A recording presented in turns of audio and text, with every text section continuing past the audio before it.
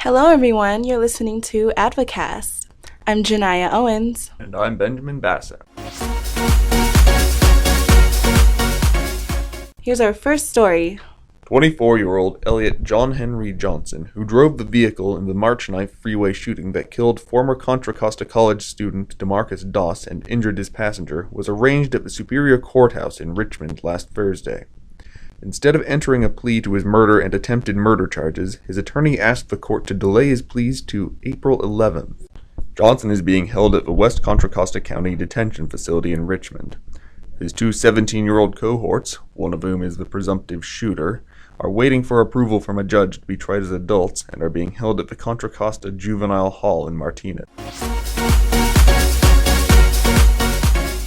The only place for Muslim students to pray right now at Contra Costa College is behind the stacks of books that line the back of the library and Learning Resource Center. But the president of the Muslim Student Association, Raya Alamari, wants to change that with the Interfaith Meditation Room. Alamari proposed to the Dean of Students, Vicky Ferguson, on March 10th to have the Interfaith Meditation Room, which would provide a quiet and peaceful safe haven for students of all spiritual backgrounds to pray, meditate, or just relax between classes. Now we'll go to Associate Editor Lorenzo Morotti for some details on the ASU's Grant for Support program. The treasurer of the Associated Student Union at Contra Costa College is holding the Grant for Support program until next semester to push for its restructure. The Grant for Support is funded through the $5 student activity fee, a fee that students are charged upon registration at any of the 3 campuses in the district to fund ASU operations. Treasurer Arius Robinson said the program, which has not been active since spring 2016 at CCC, was created as a way to give back to campus life by funding student-based projects, trips, events, or any idea that will benefit the most students possible. 5 years since the student activity fee has been implemented, the fee has accumulated nearly $2 million from students. District Chief Financial Officer Jonah Nicholas said this fee is an optional fee that students can waive at the beginning of each semester. According to the ASU's account details provided by the CCC Business Office, students on this camp have paid a total of $379,000. The ASU has spent about $329,000 so far. Robinson said while the ASU still uses the $5 student activity fee to fund events or any other operating expenses, pressure from various departments, programs, students, and community members about the program is growing. The program has only been active for 2 out of the 5 years that the student activity fee, since the student activity fee has been collecting money. Repairs to the Knox Performing Arts Center after a drunk driver crashed into it on February 15th are scheduled to begin in 2 to 3 weeks, but at 4 times the predicted expense. The initial estimate put the price at $5,700, but further inspection revealed structural damage that will cost around $20,000 to $25,000. Buildings and Grounds Manager Bruce King said it was lucky no electrical, water, or gas systems were damaged. The bathroom behind the wall that was hit remains open, even with the structural bracing that was added to support the damaged structure. The annual crab feed was held in the gymnasium on Saturday, March 25th from 6 to 9 p.m. Student athletes and coaches volunteered their time to the fundraising event. Men's basketball coach Miguel Johnson cooked the crab just outside the gym until early 9 p.m. Johnson said everyone in the athletic department chipped in their time and hours to help out, and it really takes the whole department for it to be successful. He's been cooking crab for this event for about 8 years. Miguel said there was approximately 400 pounds of crab, so his hands are full with all of that cooking. Johnson said most everyone in the athletic department chipped in their time and hours to help out, and it really takes the whole department for it to be successful. He's been cooking crab for this event for about 8 years. They had approximately 400 pounds of crab. Retired government worker Howard Rue and his family came prepared with extra equipment, like a gas burner and a pot to heat his food in. "We bring it every year," he said. "The crab feed is the reason why we brought it all.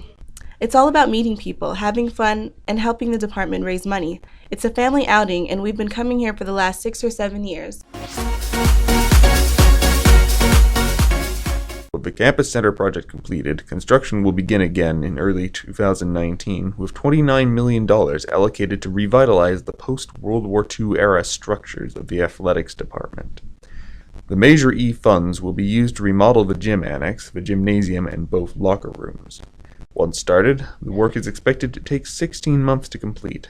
The structures are not being completely rebuilt because earthquake regulations would likely block any new construction in the area.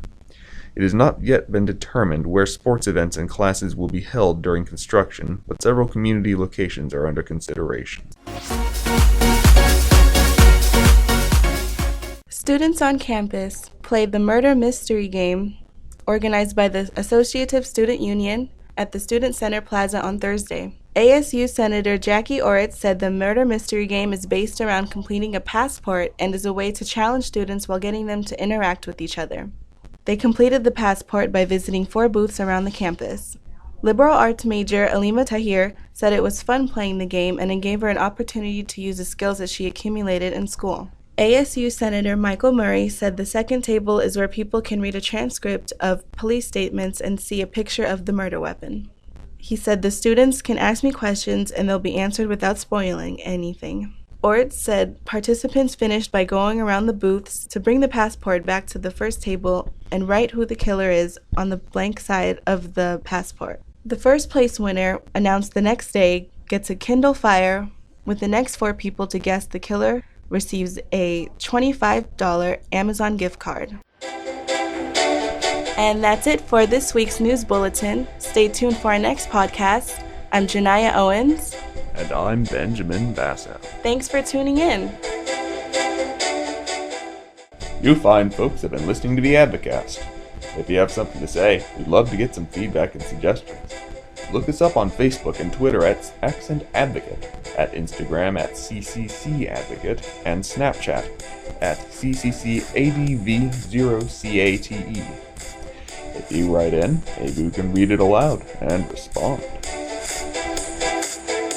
And that's it for this week's news bulletin. Stay tuned for our next podcast. I'm Janiyah Owens. And I'm Benjamin Basso. Thanks for tuning in. And here's Associative Editor Lorenzo Moretti for our sports update. This week in Comet Sports, the baseball team edged Los Medanos College 8-7 in the first game of a 3-game series on Thursday at the baseball field. The Comets, 18-16 overall and 3-3 in the Bay Valley Conference, will continue the series at Los Medanos College on Thursday at 5:30 p.m. On April 3rd, the Comets will travel to Fairfield to make up a game scheduled for last week against Solano College. It was postponed due to weather conditions. The Comets lost their second game of the series against the Falcons 7-3 on Monday. Including its makeup game, there are 13 games left in the Comets season. The softball team, 0-2, prepares to travel to Marysville for its doubleheader against Yuba College, currently 5-13 overall. And that's all for this week in Comet Sports. Thanks, Lorenzo. Sorry folks, no Advocast to tune into next week, but the week after, the Advocast will return.